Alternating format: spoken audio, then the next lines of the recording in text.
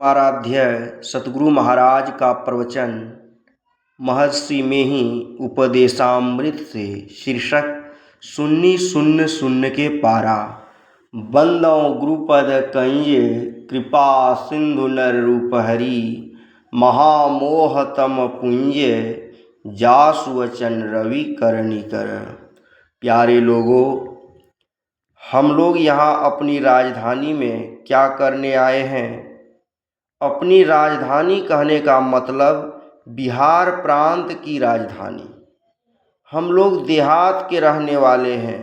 हम लोगों को यह जानने में है कि यहाँ बहुत से ज्ञानी लोग, विद्वान लोग, राजनीतिज्ञ लोग और अध्यात्म ज्ञान के ज्ञाता भी रहते हैं, आते जाते रहते हैं। हम देहातियों की यहाँ क्या आवश्यकता है? मैंने पता लगाते लगाते जान पाया कि संतों के विचार का अधिक प्रचार नहीं है, बल्कि इतना कम है कि नहीं के बराबर है। मैं अपने गुरु महाराज की आज्ञा से यह करता हूँ कि संतों के विचार का प्रचार करता हूँ, तो ख्याल में आया कि राजधानी में जाकर भी संतों के विचार का प्रचार जहाँ तक हो सके कर सकूँ तो अच्छा है। इसलिए हम लोग यहाँ आए हैं। मैं संतों की वाणी बहुत पसंद करता हूँ, आज से नहीं बचपन से ही पसंद करता हूँ। इसमें जो गुरु महाराज की कृपा से सुनने समझने में आया है, बड़ी गंभीरता है, बड़ी गहराई इसमें है। इसमें केवल विद्या काम नहीं करती, विद्या चाहिए और ध्यान योग का अभ्यास भी चाहिए। ध्यान योग को हटा लो तो सार संपन्न ज्ञान नहीं है। संतों का सार संपन्न ज्ञान वह है ध्यान योग। ईश्वर भक्ति के लिए खास साधन है ध्यान। ध्यान नहीं तो ईश्वर भक्ति नहीं। नाम जपो एकाग्रता पूर्वक। नाम जपने में भी ध्यान है और इष्ट मूर्ति का चिंतन भी ध्यान है। सब नाम रूपों को छोड़ दो। जो नहीं देखे हो, जो नहीं सुने हो, उसको देखने सुनने की कोशिश करो, किंतु इसका यत्न संत सद्गुरु से जानो। यही ध्यान योग असली भक्ति है। अंतर ज्योति को देखो और अंतर शब्द को सुनो। यही है संतों का विचार, जिसको तुम इस स्थूल दृष्टि से नहीं देख सकते, जिसको तुम स्थूल कान से नहीं सुन सकते। अपने अंतरंग से देखोगे, अंतरंग से सुनोगे। जाना कहाँ तक है, इसका संत दादू दयाल जी पता बताते हैं समाफ रूप में। वे कहते हैं संत लोग जहाँ जाते हैं वह छिपा हुआ है, छिपा हुआ है, लेकिन प्रत्यक्ष पाओगे। अंदर में जाओ। अंदर में कहाँ जाओ? तो कहा अंतर के अंत तक जाओ, तब देखोगे, पहचानोगे कि अविगत सर्वव्यापी क्या है। तब ईश्वर परमात्मा का दर्शन होगा। इसके लिए जो साधन भजन परिश्रम करना है, यही है ईश्वर की भक्ति।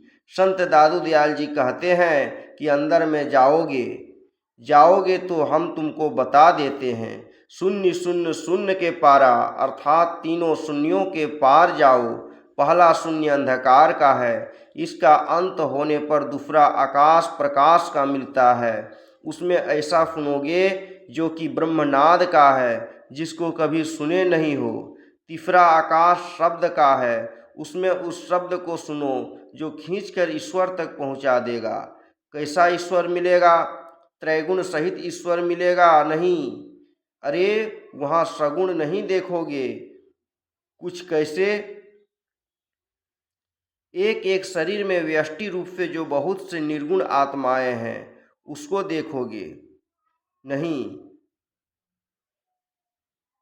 एक एक शरीर में व्यष्टि रूप से जो बहुत से निर्गुण आत्माएं हैं, उसको देखोगे नहीं।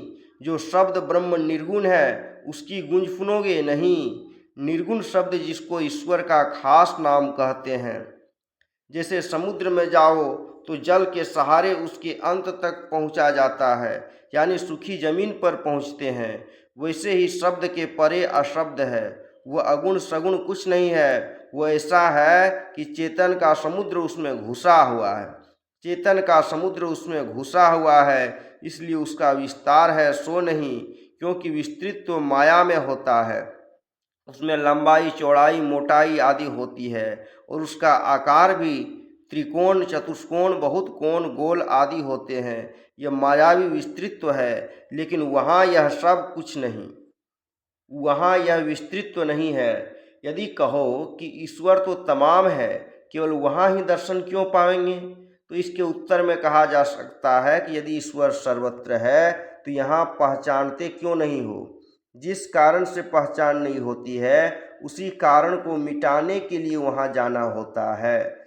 जिसको ईश्वर की कृपा में विश्वास नहीं, उसको ईश्वर में विश्वास नहीं। जिसको ईश्वर की कृपा में विश्वास नहीं, उसको ईश्वर में विश्वास नहीं। ईश्वर की कृपा सदा रहती है। हम सो जाते हैं फिर भी ईश्वर हमारी रक्षा करते हैं। जंगल में रक्षा करते हैं, सोते जागते साधन भजन करते सब समय हमारी रक्षा करते हैं। साधन भजन में लगे रहने पर जब विशेष कृपा होती है, तब ब्रह्म ज्योति ब्रह्मनाद को पाते हैं। ब्रह्मनाद और ब्रह्म ज्योति को पाकर साधक परमात्मा की गोद में वैसे ही पड़ जाते हैं जैसे माता पिता की गोद में बालक। ब्रह्म ज्योति ब्रह्मनाद का सहारा लेकर चलो। संत इसका पता बताते हैं, क्योंकि वे इस काम को कर चुके हैं। संत दादू दयाल जी ने 3 शून्य को बतलाया है। शून्य शून्य शून्य के पारा, अर्थात अंधकार, प्रकाश और शब्द, तीनों को पार करो तब दर्शन होगा, असली दर्शन होगा। इधर का दर्शन माइक दर्शन है। इसी की खबर पहुंचाने के लिए हम लोग यहाँ आए हैं। इसी का प्रचार शासक लोग करें तो बड़ा कल्याण होगा, क्योंकि यहाँ तक जो पहुँचते हैं उसके सभी दुष्ट कर्म छूट जाते हैं। जिस जनता में सभी दुष्ट कर्म छूट जाएंगे, उसमें खून खराबी, चोरी डकैती होगी, आपस में असत्यता का बर्ताव होगा कभी नहीं, सत्यता में बर्ताव होगा। इसी के लिए पटना में हम लोग हैं। देहात में बहुत प्रचार है, लोग जानते हैं लेकिन बहुत लोग भूल जाते हैं। इसलिए जगाने के लिए यह प्रचार है। ऐसा नहीं कि फलाने देश के लिए, फलानी जाति के लिए यह प्रचार है। नीचाई को छोड़ते जाओ, ऊंचाई पर चढ़ते जाओ। किसी धर्म का खंडन करने के लिए यह प्रचार नहीं, किसी गलत विचार के लिए नहीं कि जिससे दुख उपजे। सब दुखों से छुड़ाने के लिए, सबसे ऊपर वाला सुख जो आत्मा का सुख है, उसको दिलाने के लिए इस सत्संग का प्रचार है। यही संत मत का ज्ञान है। यह किसी संत के नाम पर का मत नहीं है। लोगों ने नाम देकर एक एक कोठरी बना ली है, किंतु यह संत मत बड़ा उदार मत है। इसमें अवकाश है कि किसी को अपने ख्याल में रखने में अकुशल और कष्ट नहीं मालूम पड़े।